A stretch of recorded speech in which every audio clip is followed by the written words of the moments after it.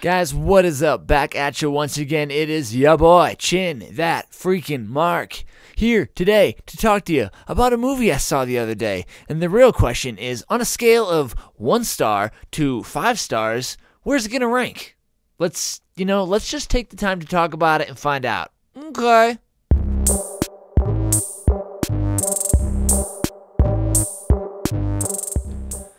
Alrighty friends, so the movie that we are here talking about today is going to be The Lords of Chaos.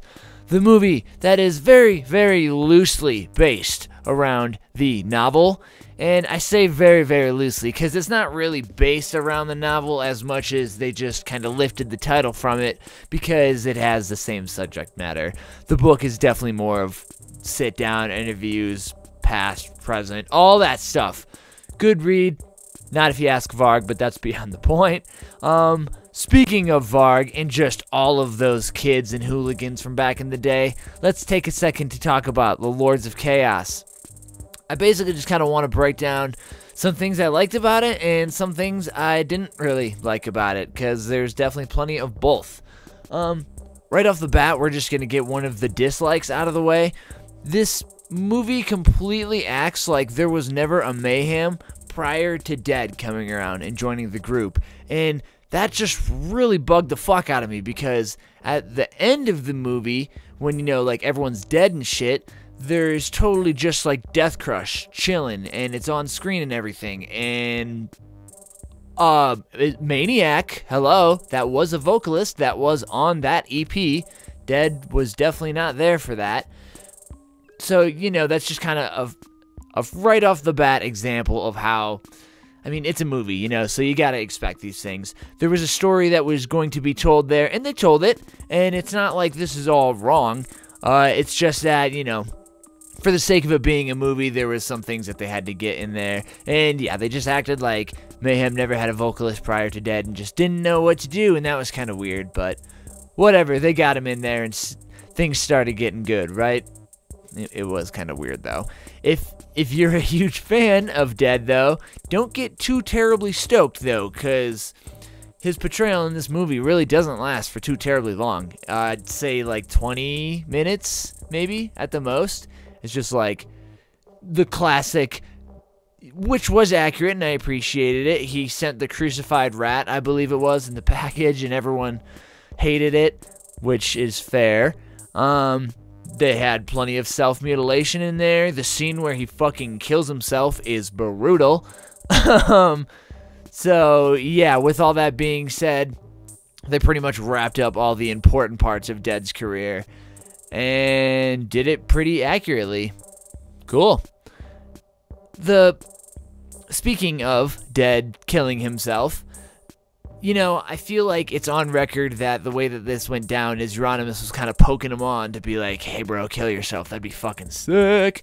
And that's not really how it went down in the movie. In the movie, it was more just kind of like Euronymous was going over to the crash pad, to the practice spot to just do the do, and then he went over and found him dead in the bed. That's not at all from what I understand. I mean, I wasn't there. I'm not a fucking expert on this shit, but I have read about it a fair bit, okay? Enough to be like, I don't think that's exactly how it went down.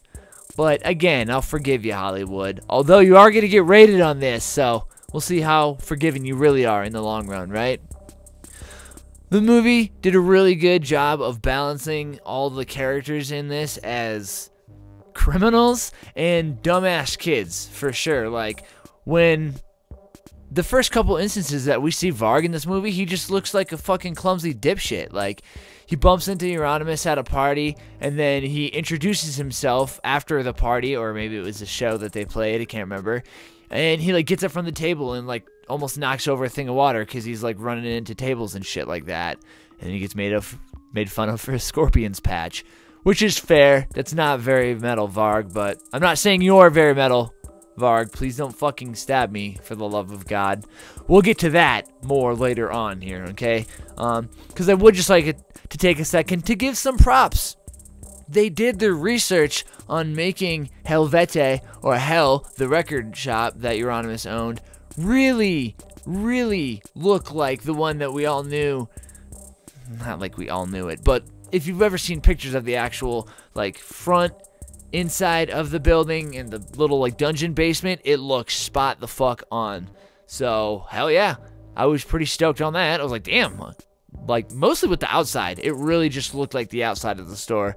And it was just, yeah, really good. So you guys did your research there. One thing that I, again, thought was kind of weird was Faust was in this movie, the drummer from Emperor. Because, you know, he fucking stabbed a homosexual man. And that's, ugh. I'm going to leave it at that. But what was weird, that I expected him to be in the movie because of the whole, like, inner circle and the actions that went around in this time. I mean, he fucking killed a guy, so it's pretty brutal. We got to include that in the movie, right? But they did it with just no mention of Emperor. There's hardly any mention of Darkthrone either. It's not like they weren't involved. I'm pretty sure we can safely say that Darkthrone wasn't involved with church burnings and definitely not murder and that shit. But they had huge influence. I mean, Varg wrote vocals for a handful of songs on, like, their first couple albums there. Maybe it was a album. I'm trying to get my facts straight here. But yeah, I totally expected a little bit more on that end of things. Euronymous having a girlfriend was kind of weird. I felt like that was totally just a movie for the sake of being a movie, so I can't really knock him too much for that. You can't go into a movie thinking it's going to be spot on real life, you know, because that's just not how life is sometimes. Hey, remember earlier when we were talking about Varg stabbing the fuck out of Euronymous? Okay, let's talk about that part real fast here. Because, man, that part of the movie was just, like, super dramatic and super brutal, but it was so sensationalized for the sake of being a movie. Again, I wasn't fucking there. I don't know how this shit went down. But from what I've read, it seems like that it was pretty well understood that within the tussle they had, because Euronymous kicked Varg in the chest, which never even happened. It was basically Varg coming over, pisses a fart, and that's all it was, so they definitely made him look like the bad guy. I mean, he is the bad guy. He killed the guy, but, you know, at the same time, Burzum was pretty sweet. Not gonna knock him there, right? But yeah, they didn't include the part where Euronymous allegedly kicked Varg in the chest. They didn't include the part where allegedly Euronymous fell on, like, a bunch of broken glass, and that's how he got the majority of the cuts in his back. Oh, fuck no. It was just Varg stabbing him in the back all the way down the stair set, which from what I understand, it did kind of happen. They found his ass dead on the stairs or whatever. So it was like, cool. The little things they were all paying attention to. There was mentions of De Mysteriis Dom Satanas getting ready and, like, recorded, and, like, they showed scenes of it getting recorded, but they never included it being released.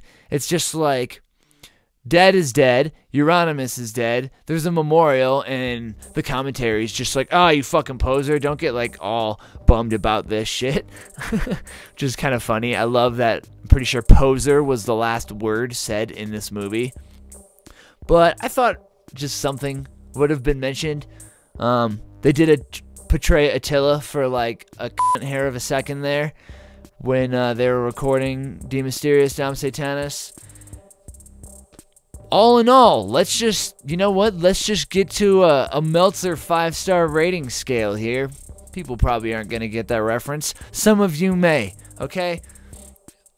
I'm already going to be prone to liking this movie because I like the subject matter and the music that is involved around it. It's very interesting to me.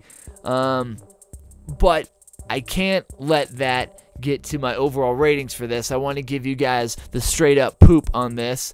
For anyone else who may watch the channel, I do a wrestling review on the weekly, and I'm pretty generous with my ratings on there. So I'd like to be a little more direct on these guys here. And to be a little bit more direct on the movie that was ever so loosely based on the book, I am going to give the Lords of Chaos 3 stars out of 5, okay? It was going to be 2.5 out of 5, but you know what? Because of my love for black metal and my anticipation for the movie, 3 stars. Regardless of the criticisms I may have for it, I really like it. It was It was like a black metal hustle and flow, if you can say that. Yeah, all in all, I really liked it. And I hope you enjoyed me here ranting the fuck about it, talking about a movie review. This is something myself and Diggity plan on doing more of. In fact, the next time this happens, I believe we're going to be talking about Fighting With My Family, the upcoming Dwayne Johnson flick. So have that to look forward to. I'll be dropping some video links here. Go and check out their Haps on the Graps video podcast we dropped the other day. And you know what? Maybe I'll include Crap Graps in there as well, because we got all this content, right? Other than that, guys, it has been your boy Chin, that freaking Mark, here talking about the Lords of Chaos, the movie. Varg killing some bitches. Not bitches. It was just Euronymous. It was one bitch. Yeah, not a bad movie. Go check it out. It hits streaming platforms in like a day or two. Bye.